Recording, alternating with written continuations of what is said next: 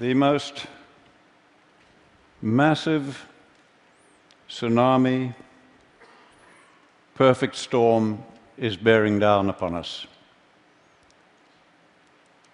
This perfect storm is mounting a grim reality, increasingly grim reality, and we are facing that reality with the full belief that we can solve our problems with technology, and that's very understandable.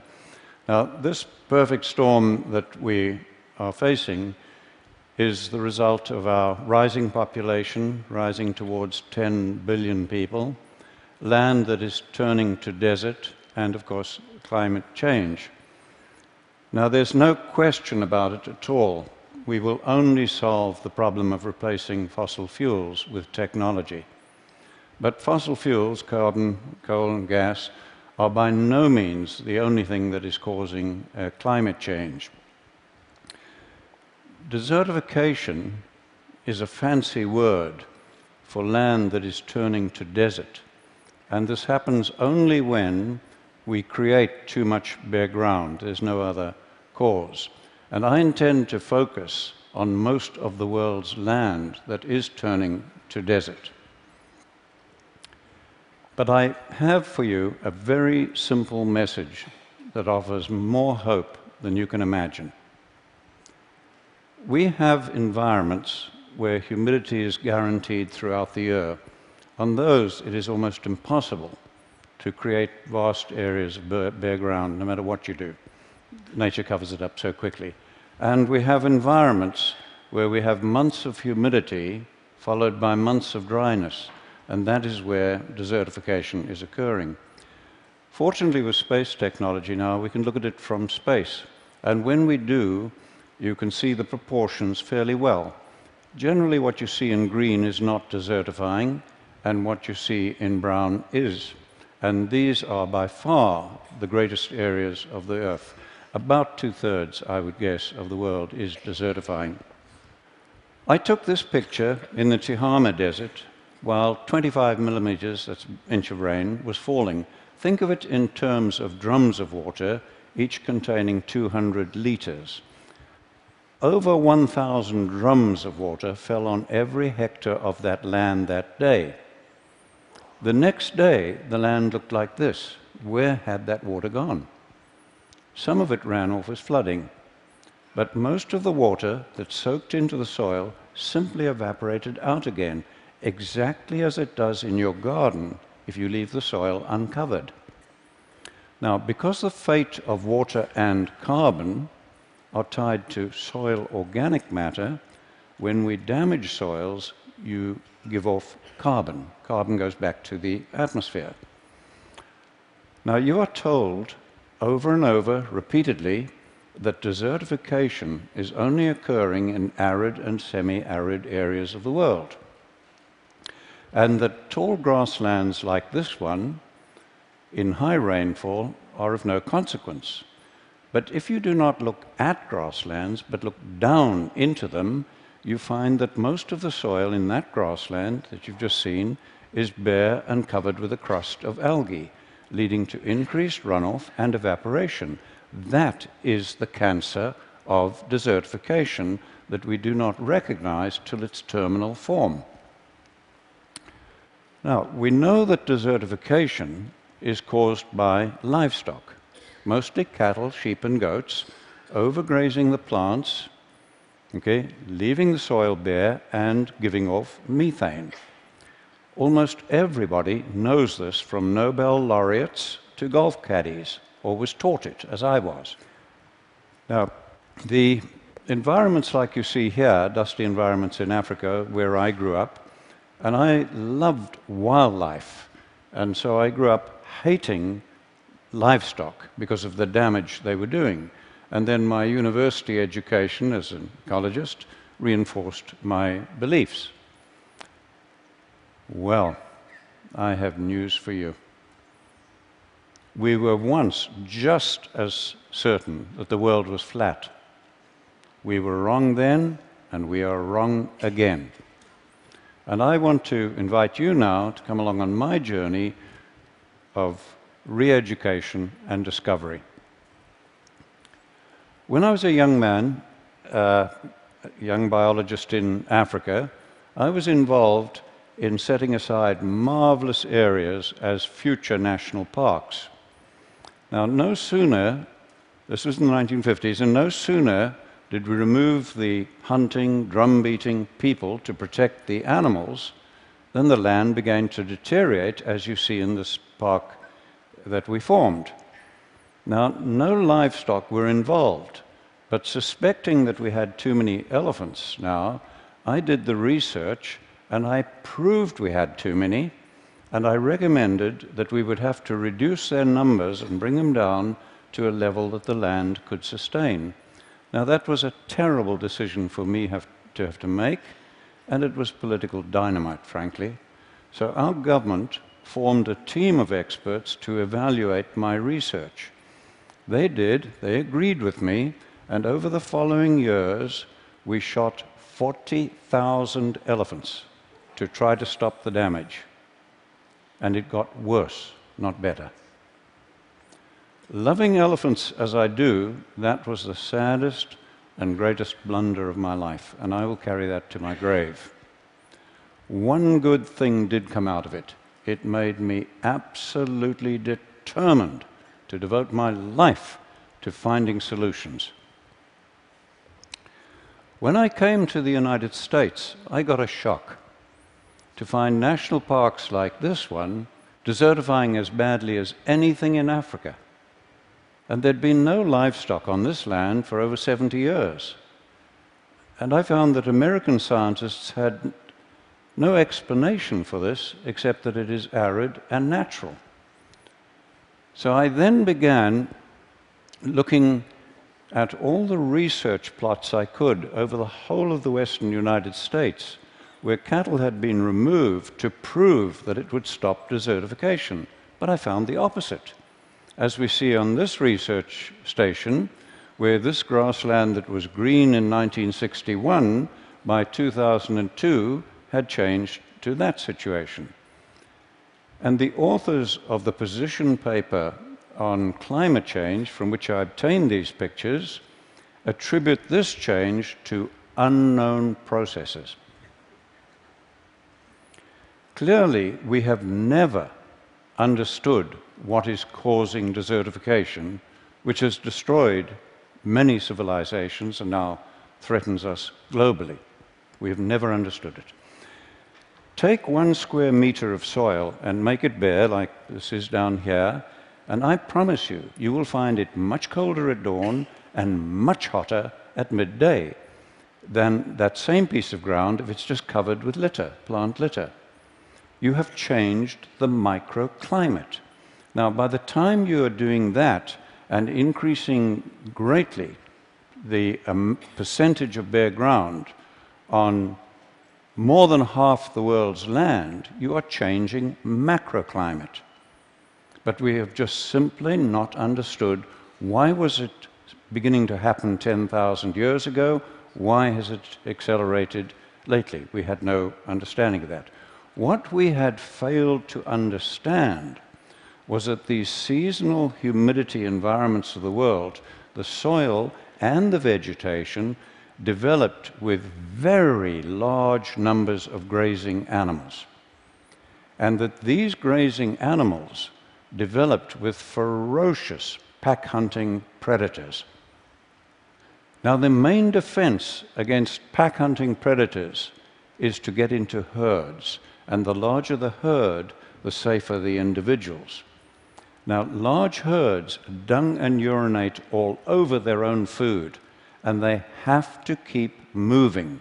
And it was that movement that prevented the overgrazing of plants, while the periodic trampling ensured good cover of the soil, as we see where a herd has passed. This picture is a typical seasonal grassland. It has just come through 4 months of rain, and it's now going into 8 months of dry season. And watch the change as it goes into this long dry season. Now, all of that grass you see above ground has to decay biologically before the next growing season, and if it doesn't, the grassland and the soil begin to die. Now, if it does not decay biologically, it shifts to oxidation, which is a very slow process, and this smothers and kills grasses, leading to a shift to woody vegetation and bare soil releasing carbon.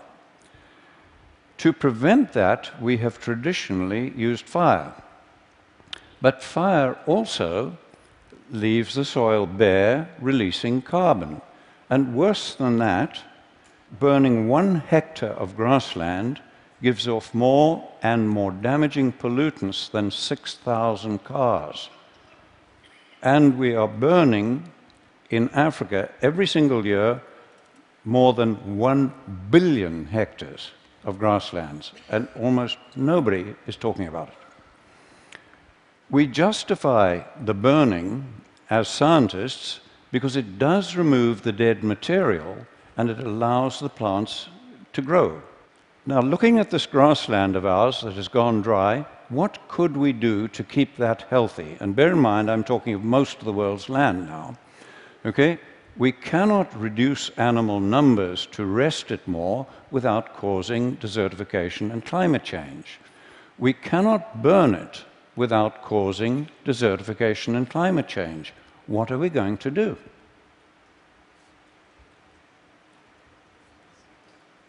There is only one option.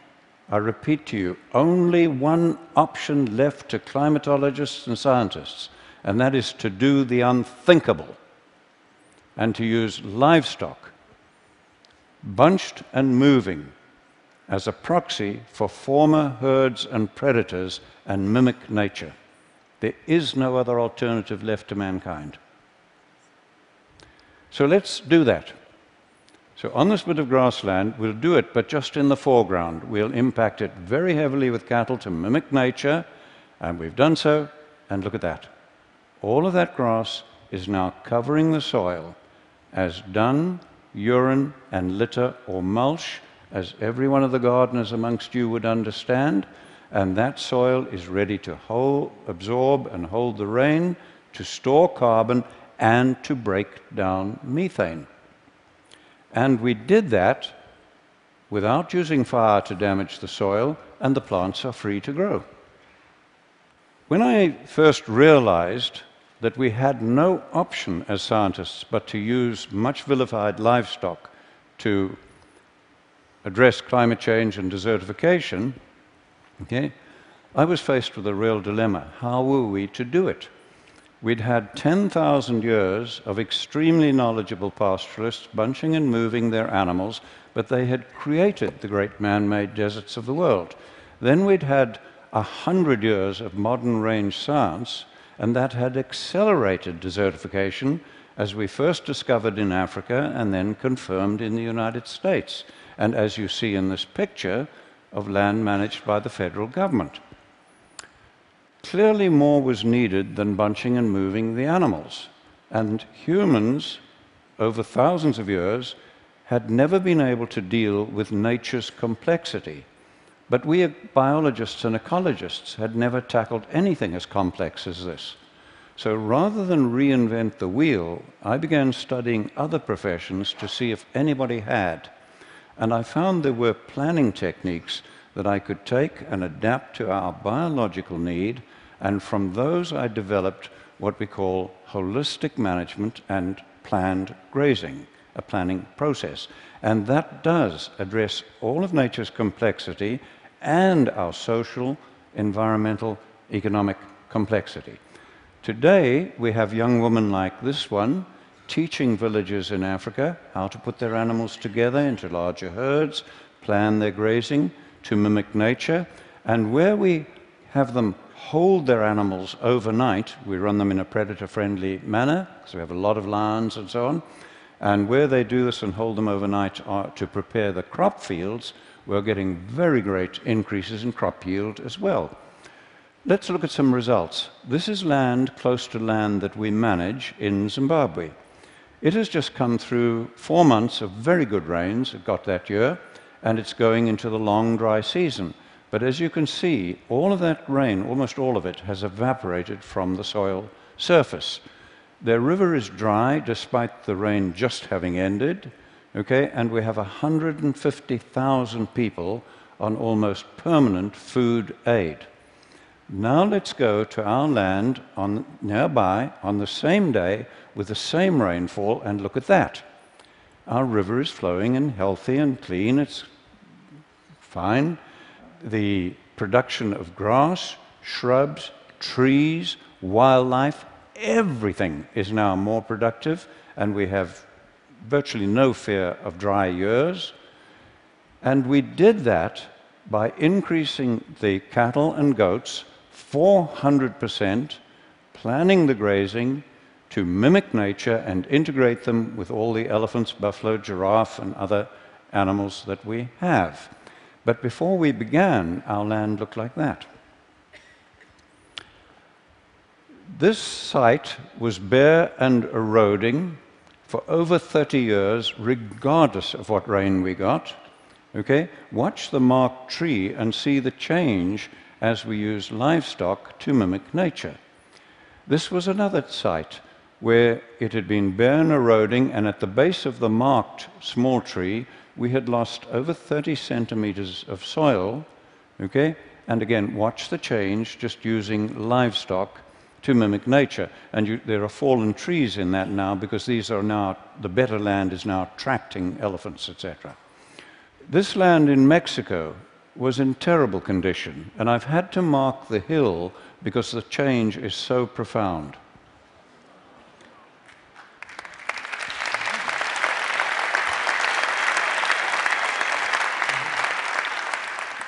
I began helping a family in the Karoo Desert in the 1970s, turn the desert that you see on the right there back to grassland, and thankfully now their grandchildren are on the land with hope for the future. And look at the amazing change in this one, where that gully has completely healed using nothing but livestock mimicking nature, and once more we have the third generation of that family on that land with their flag still flying.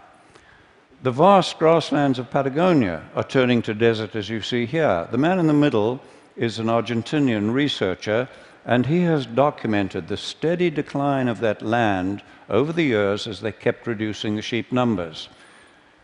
They put 25,000 sheep in one flock, really mimicking nature now, with planned grazing, okay, and they have documented a 50% increase in the production of the land in the first year.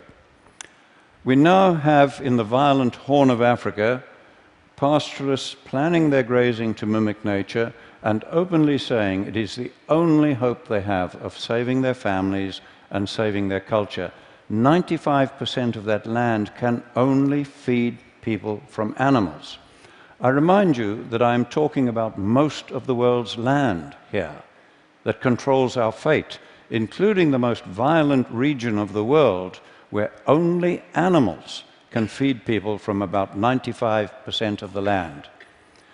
What we are doing globally is causing climate change as much as, I believe, fossil fuels, and maybe more than fossil fuels. But worse than that, it is causing hunger, poverty, violence, social breakdown, and war.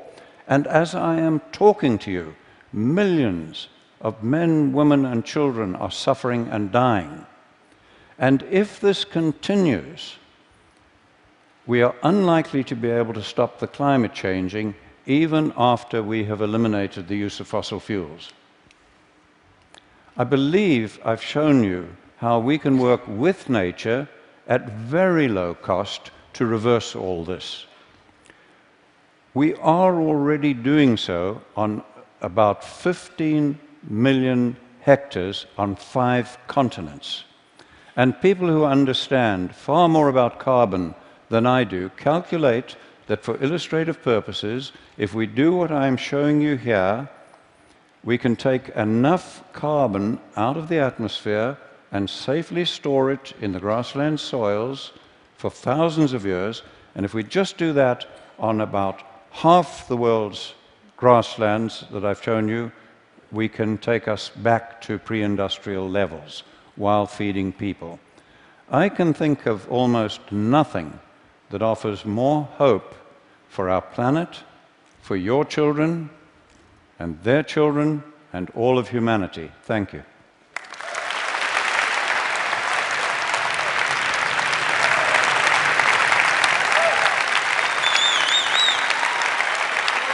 Thank you. Well.